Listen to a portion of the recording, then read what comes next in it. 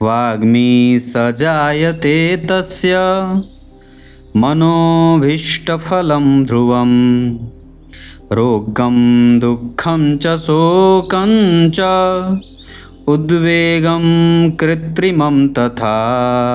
प्रिय दर्शकों नमस्कार, एक बार फिर से उपस्थित हूँ आप सबके सामने गुरुवार के कार्यक्रम में।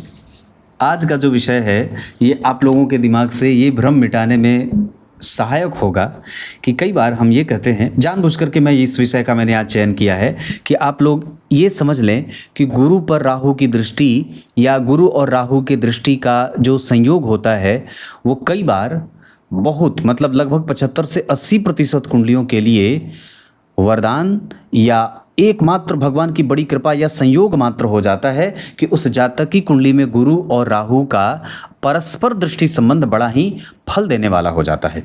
कहीं नहीं जाना है, बिल्कुल बन के रहिएगा। आज गुरुवार हो गया और कल शुक्रवार, उसके बाद शनिवार को मैं आप लोगों के बीच में उपस्थित होऊंगा लाइव कार्यक्रम में। शनिवार को रात्रि 8:15। जय श्री कृष्ण आवश्यक रूप से लिखें और कार्यक्रम नियमित रूप से देखा करें। अपने आसपास के मठ मंदिरों की सुरक्षा, उनकी साफ सफाई, गायों की सेवा और बहुत सारी चीज़ें जो आप अपने धर्म को बचाने के लिए कर सकते हैं, निश्चित रूप से करना चाहिए। आइए, ज्योतिष जैसा विषय आपको आपके जीवन के मार्ग को तय करता है और बताता है कि कैसे वो आपका मार्गदर्शन कर सकता है। भगवान ने बात कही, जहाँ कहीं भी आपकी कुंडली में गुरुदेव बैठे हैं वो ध्यान से समझिएगा, और जब कभी भी इन पे राहु की दृष्टि पड़ जाए, यहाँ बैठेंगे तो देखेंगे, यहाँ बैठेंगे तो देखेंगे और यहाँ बैठेंगे तो देखेंगे। आज हमारी चर्चा इस विषय पर ही होने वाली है। एक बात जो मैं स्पष्टतया आप लोगों को बता दूं, गुरु और राहु का जो गुरु चांडाल बताया गया है वस्तुतः वो बड़ा ही विवादित भी है, विवादित है और उस पर बड़े धन कमाए गए हैं। गैर ब्राह्मण ज्योतिषियों के द्वारा कई बार इस दुर्योग का नाम बता करके खूब सारी पूजा पाठ या शांति कराई गई है। स्पष्ट बोल रहा हूँ, पर गहरी बात क्या है, इस पे अन्य आचार्यों ने बड़े अच्छे मत दिए हैं कि अगर राहु और गुरु का संबंध नवम पंचम का बनेगा तो इसमें जो जो समस्या होगी मैं यहाँ लिखता चलूँगा। इसमें यश मिल जाता है, प्रतिष्ठा मिल जाएगी, धन मिल जाएगा, वैभव बढ़िया रहेगा, सुख बहुत अच्छा है, शांति बहुत अच्छी है, सारी चीज़ें हैं। पर कमज़ोरी इस बीच में क्या हो जाती है, ये सारी चीज़ें हैं, अच्छा पद मिल जाए, मतलब मुझे पद, बहुत अच्छे लेवल का पद मिल जाता है, पर ये सारी चीज़ें एक तरफ मिल तो जाती हैं, पर नकारात्मक प्रभाव संतान से कष्ट होता है। मतलब अगर संतान होगी ना तो होने के साथ ही संतति से कष्ट होने लगती है, या कई बार अगर संतति हो जाए और काम गड़बड़ नहीं है, मतलब वो दोनों अच्छे संबंध में जा रहे हैं पिता पुत्र, तो बाद में संतति कुछ ऐसा काम कर देती है जिससे सारा दारोमदार पिता के ऊपर आ जाता है। मतलब गुरु और राहु का संबंध जब नवम पंचम का होगा, गुरु से राहु पंचम भाव में बैठेंगे तब, क्योंकि पंचम भाव संतान का होता है, तो इस अवस्था में संतति कई बार आपके साथ या समाज में कुछ ऐसा काम कर देती है, नकारात्मक, बुरी या अच्छी नहीं, जिसके कारण पिता पे ये भार आ जाता है कि अब मुझे ही बाकी अपनी सामाजिक प्रतिष्ठा खुद से वापस बनानी है। उदाहरण स्वरूप बच्चे जो हैं वो कई बार विवाह को लेकर के गलत निर्णय ले लेते हैं, कई बार वो कुछ ऐसी हरकतें कर जाते हैं जिससे समाज में पिता का यश प्रभावित होता है और वैभव भी परेशान करता है। ये एक कष्ट होता है। दूसरा एक कष्ट ये भी देखने को मिल जाता है पर्सनल बिहेवियर में कि पुत्र जो होगा वो गलत निर्णय लेकर के आगे बढ़ जाएगा और उसकी भरपाई पिता को करनी पड़ती है। स्वास्थ्य ठीक रहता है, स्वास्थ्य तो बहुत अच्छा उत्तम रहेगा, इसमें स्वास्थ्य से कोई दिक्कत नहीं होती है, पर एक कष्ट और भी होता है कि पिता को अपनी संततियों के बीच में, मतलब जितनी भी संतति होगी ना, अपनी संततियों के बीच में पूल तैयार करना पड़ता है, बैलेंस क्रिएट करना पड़ता है। एक से अधिक संतति हैं तो अब उसमें एक बड़ी अच्छी बात है, अगर यहाँ राहु स्त्री कारक राशि में बैठे हैं, स्त्री कारक मतलब 2, 4, 6, 8 और 10 और 12, जितनी भी सम संख्या की राशियां होती हैं वो स्त्री कारक राशि होती हैं। जितने भी विषम संख्या की राशियां होती हैं 1, 3, 5, 7, 9, 11, ये पुरुष संज्ञक राशि होती है। और जितनी भी सम संख्या की राशि होती है 2, 4, 6, 8, 10, आप इसको अंग्रेजी में ऑड इवन कहते होंगे, मुझे तो आज तक पता नहीं चला। तो 2, 4, 6, 8, 10, 12 ये स्त्री संज्ञक राशियां हैं। तो अगर यहाँ राहु स्त्री संज्ञक राशि में बैठेंगे तो पुत्र संतान या पुत्री संतान के लिए अच्छे होंगे। लेकिन अगर ये यहाँ पुरुष संज्ञक राशि में बैठेंगे, विषम संख्या की राशि में बैठेंगे, तो ये संबंधों को और भी ज़्यादा कष्ट देने लगते हैं। क्लियर है? अब इसको और भी गहराई से समझते हैं। गुरु और राहु का संबंध जब नवम पंचम का हो जाता है, मतलब गुरु से जब राहु पंचम भाव में चले जाते हैं, तो ये मैंने क्या बात कही, व्यक्ति को पद देते हैं, प्रतिष्ठा देते हैं, सामाजिक भाव इतना बढ़िया रहेगा कि पूछिए ही मत। यहाँ पे आपको इतनी सारी चीज़ें मिल जाती हैं। अब बात करेंगे गुरु से राहु की। यहाँ भी बहुत अच्छा फल मिलता है। यहाँ आपको व्यापार, सामाजिक छवि, उसके बाद धर्म पालन, पड़ोसियों से संबंध अच्छा रहेगा। फिर उसके बाद बड़ा बेटा अगर कष्ट दे रहा है तो छोटा बेटा फिर सुख दे देता है। मैंने 1 को बड़ा बेटा, 2 को छोटा बेटा कहा है। तो बड़ा बेटा अगर कष्ट दे रहा है तो छोटा बेटा सुख दे देगा। उसके बाद यहाँ पे आप हाजिर जवाब होते हैं, मतलब एक अच्छा नेता, उच्च लेवल का, इतने अच्छे ऊंचे आदर्श वाला नेता जिसकी जो सिद्धि होती है, जिसको वो कोई उसको हरा नहीं सकता, वो निर्विरोध चुना जाता है। मतलब एक अच्छे लेवल का मजबूत और श्रेष्ठ राजनीतिज्ञ जिसको कह सकते हैं, अगर गुरु से राहु 7वें भाव में बैठे हैं तो यहाँ व्यक्ति की छवि सदैव अच्छे वक्ता की, प्रोफेसर की, लेक्चरर की, आईएएस की, आईपीएस की, महान अधिकारी की, लिख देता हूँ, महान अधिकारी होता है। अगर इंजीनियरिंग में है तो इंजीनियरिंग में अच्छा करेगा, अगर प्रोफेसर में है तो प्रोफेसर में अच्छा करेगा, अगर आईएएस में है तो अच्छा आईएएस बन जाएगा, संतान का सुख बढ़िया रहेगा। मैंने बात कही है, पहला और दूसरा बता दिया है। इसके बाद इतनी सारी चीज़ें आपको मिल जाती है। पर इसका नेगेटिव पक्ष क्या होता है? शास्त्रकार लिखते हैं, जब गुरु और राहु एक दूसरे से आमने सामने हो जाते हैं ऐसे ऐसे, अब ये कोई ज़रूरी नहीं है कि यही ऐसे हैं, 7वें होने का अर्थ होता है अगर गुरु यहाँ बैठे हैं तो राहु यहाँ बैठे हैं, एक दूसरे से बिल्कुल आमने सामने, ऐसा 7वां। अगर राहु यहाँ बैठे हैं तो गुरु यहाँ बैठे हैं, ये भी 7वां ही होता है। यहाँ पे पति और पत्नी का जो सुख है ना, वो कंफ्यूज होकर के मिलता है। मतलब यहाँ पे दाम्पत्य जो है वो ऐसे ऐसे चलता रहेगा, वो प्लेन रास्ते पे नहीं है, वो भटकाव में है, कंफ्यूजन में है, डिले कर रहा है, या कम्युनिकेशन गैप है, मतलब 100% अच्छा नहीं है। यहाँ पे कई बार विवाह टूटने का खतरा बढ़ जाता है। विवाह का सुख कंफ्यूजन में है, भ्रम में है, परेशान है, ठीक नहीं है। हम इसको ठीक कर सकते हैं। कई बार ये बहुत ज़्यादा कष्ट देने के कारण विवाह टूट जाता है, टूट जाता है, ऐसा ऐसा शास्त्र भी कहता है। और ये कल किसी ने मुझसे कार्यक्रम में पूछा था कि ये जो आप सिद्धांत बता रहे हैं जितने भी, ये सब आपके ज्योतिष के आपने फलादेश में देखे हैं या फिर ग्रंथ के हैं? मैं आपको स्पष्ट कह दूं, मैं जितने भी कार्यक्रम मैंने आज तक बनाए हैं वो सारे शास्त्रोक्त हैं, कुछ भी शास्त्र से अलग नहीं बताए। और जो मैंने अपने मन से बताया है उस कार्यक्रम में मैंने बात कह दी है कि हाँ ये देखो मेरा सिद्धांत है। जैसे किसी भी भाव के ठीक पीछे शनि मंगल राहु केतु, ये मेरा सिद्धांत है, वो मैंने बताया है, वो मैंने देखा है और वो लगभग कुंडलियों पे सभी पे लागू होते हुए देखा है। उसके बाद किसी भी भाव का चौथा, ये मैंने बताया था। शुक्र और बुध के बारे में बताया था, सुरक्षा वाली बात। तो जो बताया है वो मैंने उसमें बता दिया है कि देखो ये मेरा सिद्धांत है। बाकी ये सब तो सिद्धांत ग्रंथ के हैं, गुरु और राहु वाली। यहाँ पे कई बार व्यक्ति को मतलब सारा सुख, इसका मैं एक बात और होगा, यहाँ पार्टनरशिप में ना गड़बड़ी हो जाती है। व्यापार में पार्टनरशिप जो है वो पार्टनर धोखा दे देता है, सीधी बात है, स्पष्ट लिख देता हूँ। अब चाहे वो पति पत्नी पार्टनर हो, चाहे व्यापारिक पार्टनर हो, धोखा मिलेगा।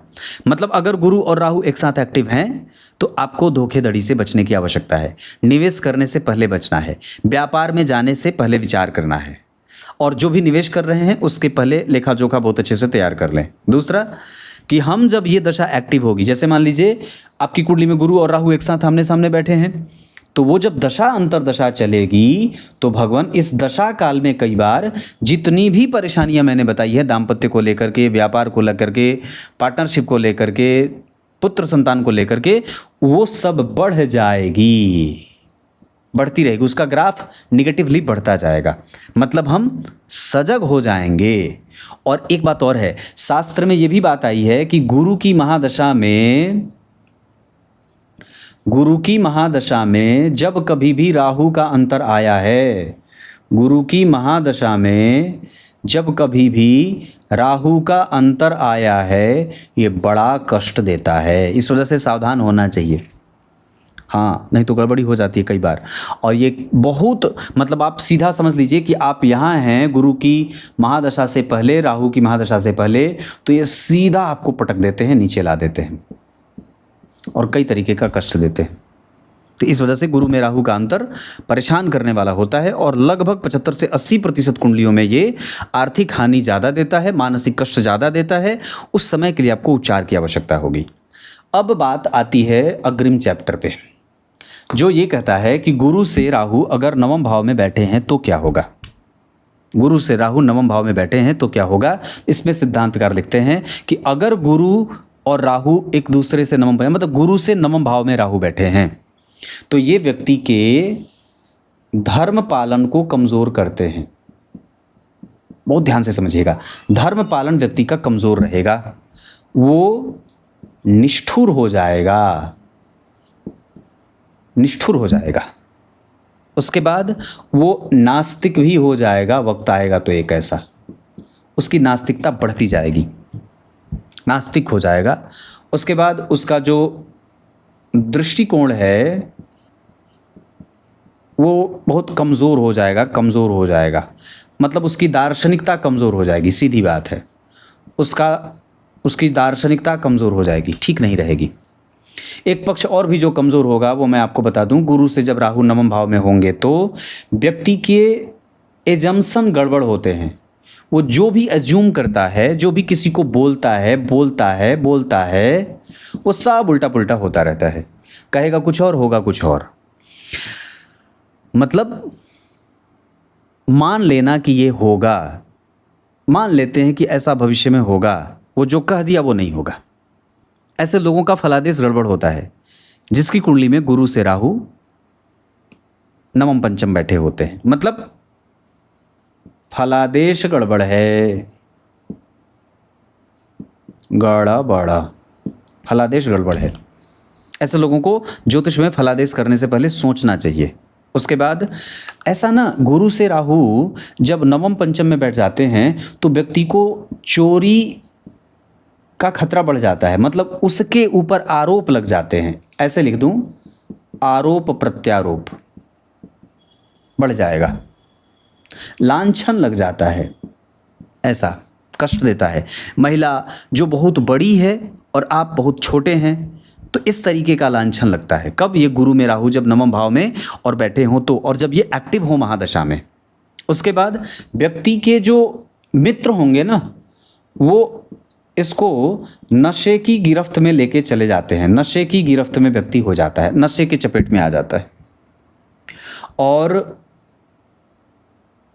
जिस पे वो विश्वास करे, जैसे गुरु से राहु आपकी कुंडली में नवम पंचम में ऐसे बैठे हैं, गुरु से 9 घर आगे, बड़ा अच्छा सिद्धांत है, ये बात याद रखिएगा, फलादेश बता रहा हूं। अगर ऐसे बैठे हैं तो व्यक्ति जिस पे प्रेम करेगा, जिससे प्रेम करे या जिस पे विश्वास करे, उसका नुकसान हो जाता है, उसका नुकसान हो जाता है। क्या होगा?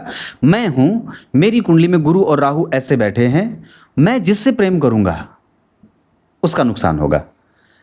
एक मेरे पास कुंडली आई थी, बिहार की कुंडली थी, कुंडली फलादेश के लिए आई थी, विवाह मिलान के लिए। प्रेम करते थे दोनों, कहते थे पंडित जी हम लोग 7-8 साल से साथ में हैं, विवाह करना चाहते हैं, पर दोनों ही वो अलग अलग वर्ण के थे। मैंने मना किया, मैंने कहा कि ये विवाह ठीक नहीं है, इस लड़के की आयु ठीक नहीं है, अगर हो सके तो विवाह मत करो।